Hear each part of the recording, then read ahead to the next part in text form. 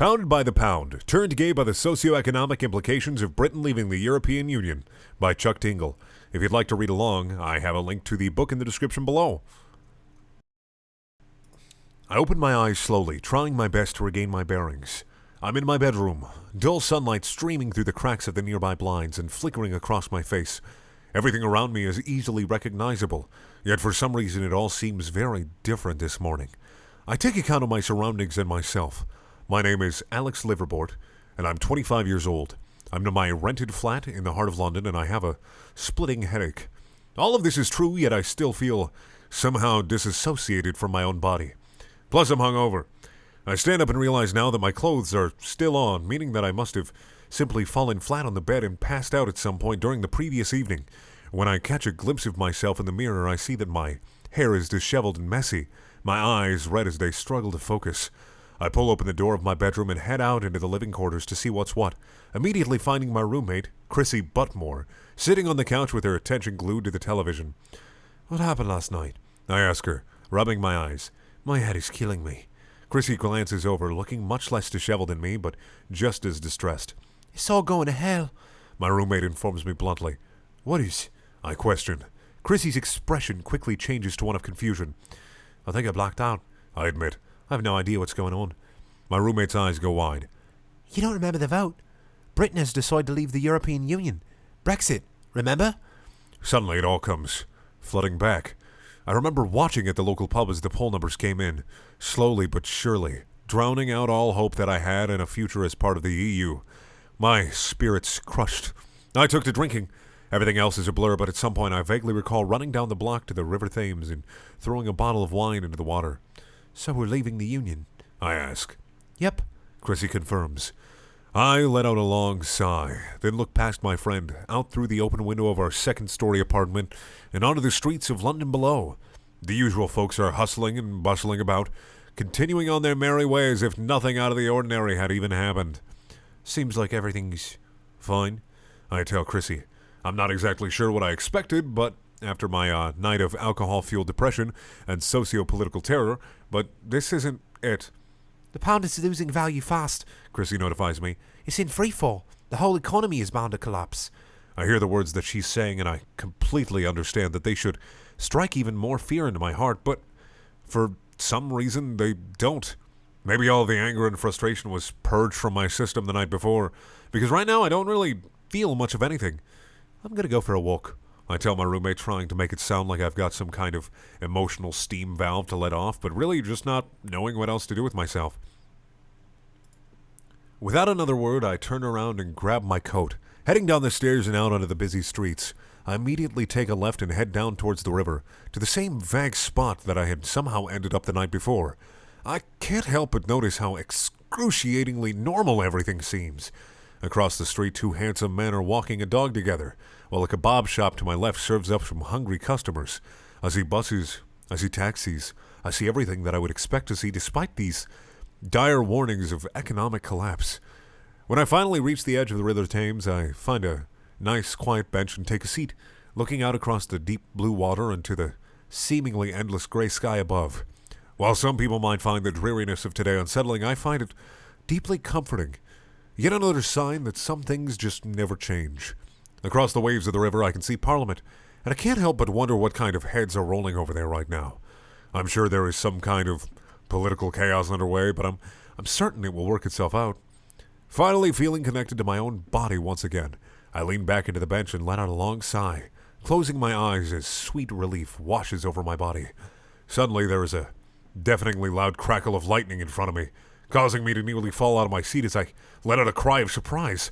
Floating some 2 or 3 above the sidewalk is a blackened metal blue seam of electricity, a hovering slit in the fabric of space and time that pours outward with a sizzling heat.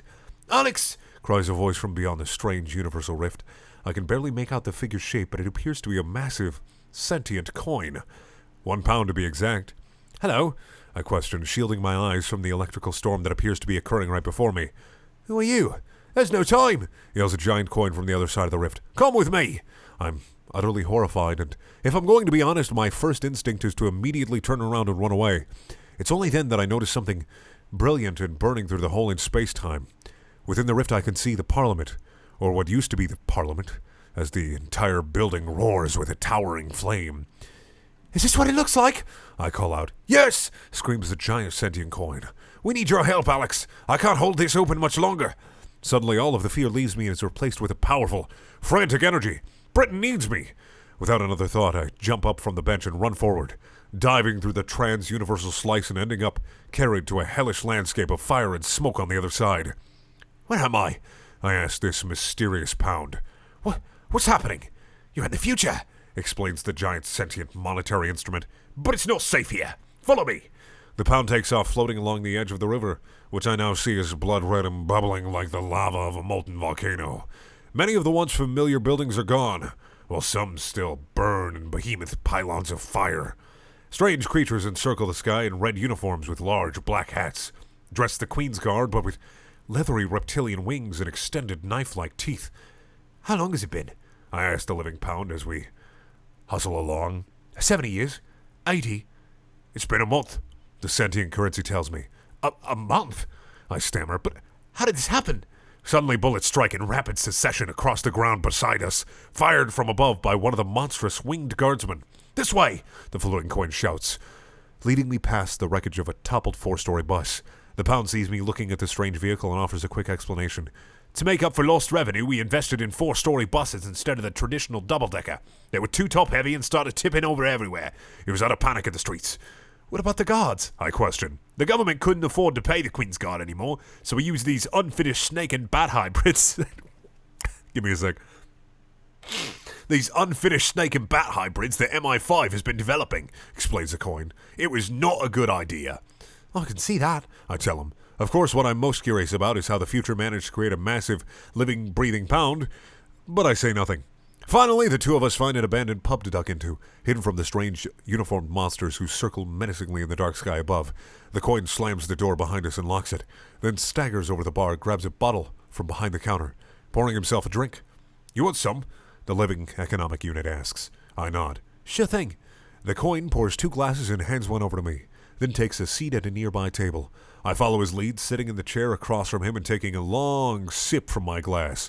The pub is eerily quiet, utterly devoid of any patrons. What's your name? I finally question, breaking the silence. Pebe, offers a coin. I already know yours, though. How? I continue. Perber pulls out a wine bottle from under the table and uncorks it, then lets a rolled-up letter fall out between us. He unfurls it and hands it over to me. Look familiar? The sentient pound asks. It doesn't, but I don't say anything, just take the page and read aloud. Dear future Brits, I began. I'm so sorry we really messed up. If anyone in the future finds this, please know that if I could go back and change the way things worked out, I would. Wow, I'm so drunk right now. Oh well. I stop abruptly, finding my own name scribbled at the bottom. Do you remember writing that and tossing it in the river? Says Perber. I hesitate and then finally decide to answer honestly. I was pretty drunk. The coin looks a little concerned, but pushes that expression away as quickly as it arrives. He tries to He tries to change his subject. I just can't read today. So I'm sure you're wondering how we all became giant floating coins, huh? The pound asked me. Did everyone in the universe become giant floating coins? Okay, alright, I guess I just have to accept this. Actually, yeah. I confess. Do you say all? The pound nods. As in, everyone became coins, not just you. I continue. The pound lost so much value that we had to make up for it by becoming pounds ourselves, Perber explains. That doesn't really make any sense, I tell him. None of this makes any sense. The coin counters. But it's all we've got left. You're all we've got left. There says goy there, not God. Just to be very clear. I take a long sip from my drink, finishing the whole thing in one gulp, and then slamming the glass down on the table. What do you need me to do? I question. You need to go back to the past and warn them, explains Perber. We'll send you back months before the vote, and you can get the word out about the 4-story buses, the winged monsters, the living coins. They'll have no choice but to vote to stay in the European Union. I don't know if they're going to believe me, I inform the coin. Besides, if I go back and prevent the vote from happening, then I won't know to come back and prevent it in the first place. It's a loop. It doesn't make any sense. Perber shakes from side to side. No, the living coin counters. It just creates a new timeline. This one will still exist, but at least you'll be saving the others. Still, I argue, nobody will believe me unless you come back with me. I see a twinkle in Perber's eye as he hears this. You think? Absolutely, I tell him, standing up from my chair with a renewed faith in our plan. All right, let's get started. How do we do this? Love, explains the coin. All you need is love. I stand there in silence, just staring at Perber as I wait for him to explain himself. We just need to make love to each other. The coin continues. What? I blurt, in utter shock. The coin nods. Then how'd you come back and get me? I question. That was love as well, Offers the living pound. The love of my country. Love is the most powerful force in any universe, capable of transcending time and space. Unfortunately, I've already used that particular patriotic form of love. Now we need to harness a different kind. None of this even makes the slightest bit of sense, but there's something about the way that this massive sentient pound carries himself that actually makes me kind of excited about the prospect of learning to love him. There's no denying just how handsome he is with that perfectly circular, ridged edge and his flat golden surface that glints under the dim pub light. I've never experienced sexual feelings for another male before, but right now there's no denying the way that my heartbeat quickens, the way that I yearn for his powerful, monetary unit touch. I think you might be onto something, I finally offer, walking around the table and pressing myself up against the massive coin. I run my hands up and down his cool surface, taking note of every subtle edge and texture. My cock is quickly stiffening within my pants and growing harder and harder with every passing moment as I wallow in the presence of this beautiful currency. Suddenly, I just can't help myself any longer. I drop to my knees and take the coin's cock in my hand, a thick golden rod that has emerged from Perber's front. Whoa, look at that, I gush, taking in the massive size of his monetary rod. I pump my hand up and down his length for a while, faster and faster as I go until finally I open wide and swallow the entire thing into my mouth. I wrap my lips around his cock and then push down as far as I can go, retching slightly as I hit the edge of my gag reflex and then pulling back with a stutter. I try my best to collect myself, wiping the spit from my mouth as I give the coin a playful wink. Sorry about that. This is my first time, I tell him. I guess this socioeconomic disaster has at least one upside. It's turned me gay. My second attempt at a deep throat goes much better than the first. This time I'm somehow able to relax enough to allow the sentient pound's massive rod all the way down to the hilt, stopping only when my face presses up hard against his incredible set of chiseled metallic abs. Perber lets out a long, satisfied moan, tilted back as the sound vibrates through his entire body. I love giving him pleasure, welcoming him into my body like he's welcomed me into this horrific timeline.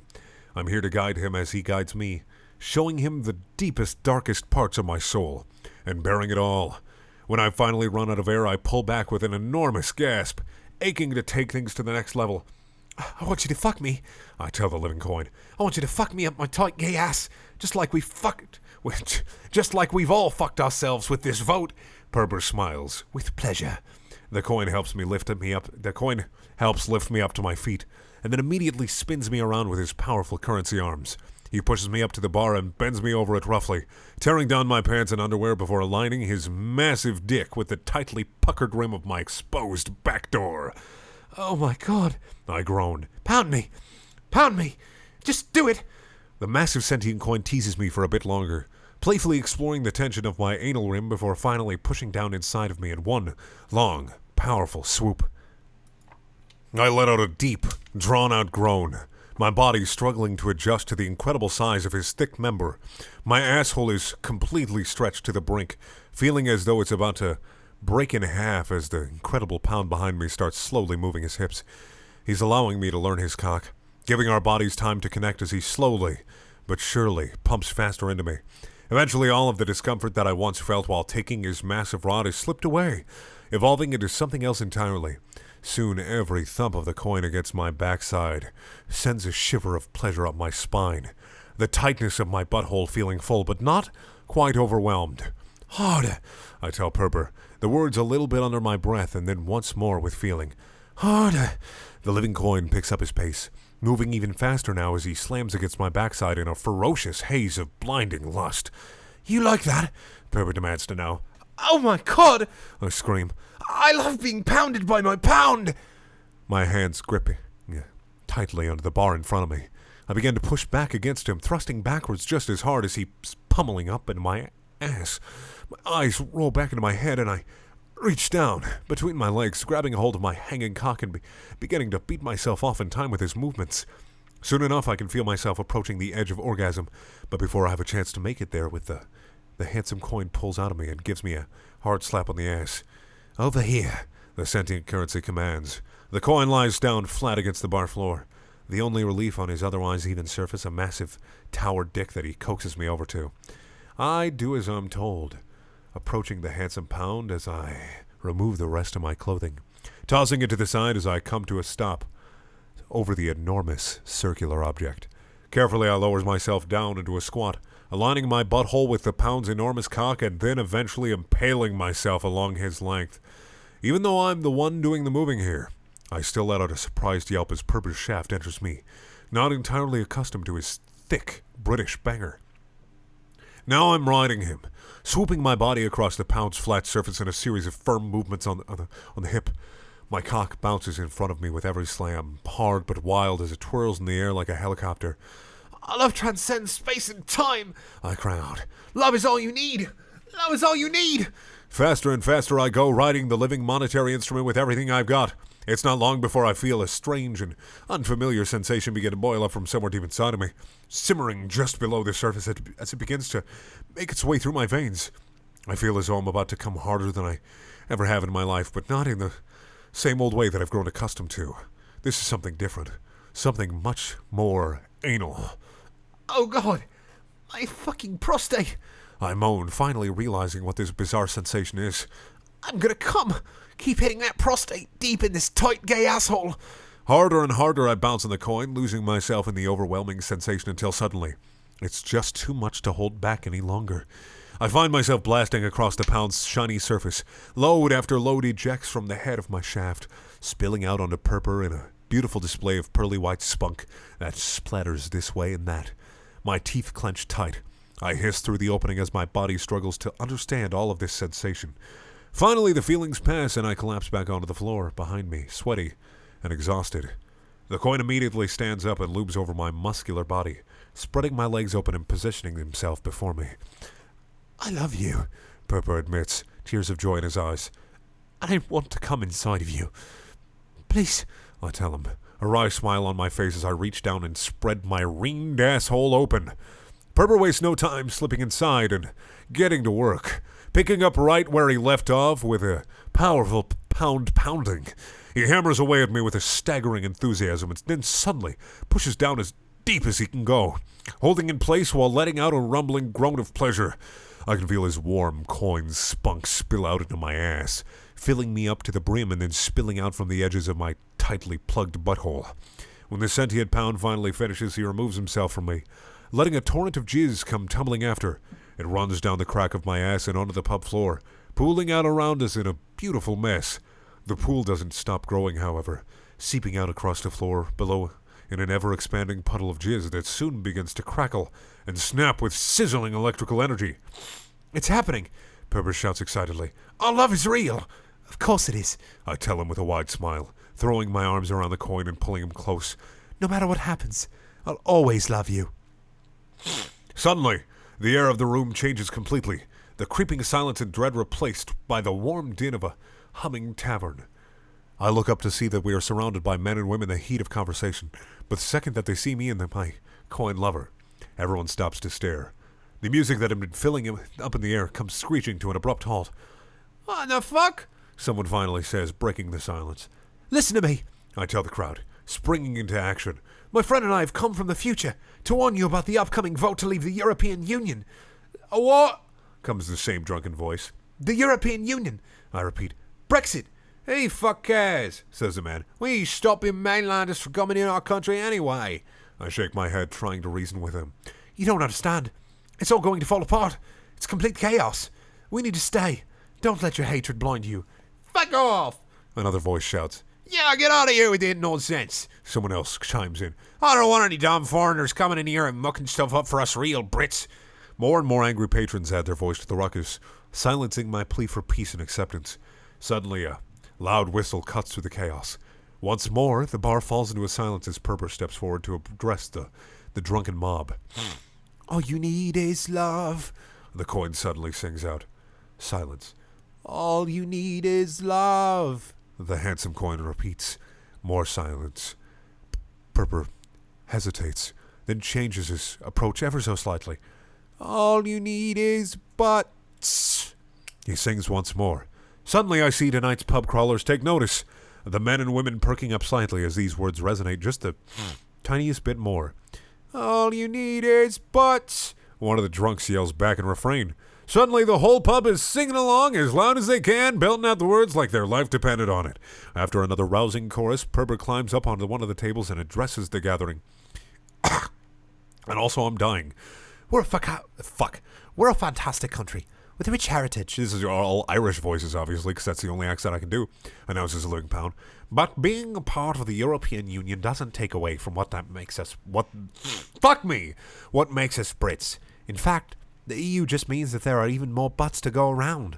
Yeah, replies the crowd enthusiastically. German butts, French butts, Spanish butts. Purber cries out, there's no end to the variety when you open your heart's butt to your neighbours. So when it comes time to vote, let's keep our asses wide open. The entire pub explodes in a cheer of excitement as a warm smile slowly begins to creep out across my face. Purper climbs down off the table and then walks back over to me, the crowd now caught up in excited conversations of their own. The coin takes me in his arms and kisses me deeply. When we pull away, I can't help asking him what all of this means for the future. I have no idea, the handsome Pound admits. But it's a good start. All you need is butts, I question. Love is the real answer, Purber explains. You know it. I know it. Sometimes it takes butts to get people's attention, though. I have faith that they'll look even deeper and understand the real meaning. You sure about that? I question. There's only one way to find out, the sentient coin says with a laugh. Dying slowly. Fuck me. Thank you for watching. Please check out my other videos. There are also things. I'm just gonna go fucking fall in a hole. My ear kept popping during this reading, which was stupid. I tried to not do it as much as I possibly can, but whatever. I'm just gonna go drown myself. Bye.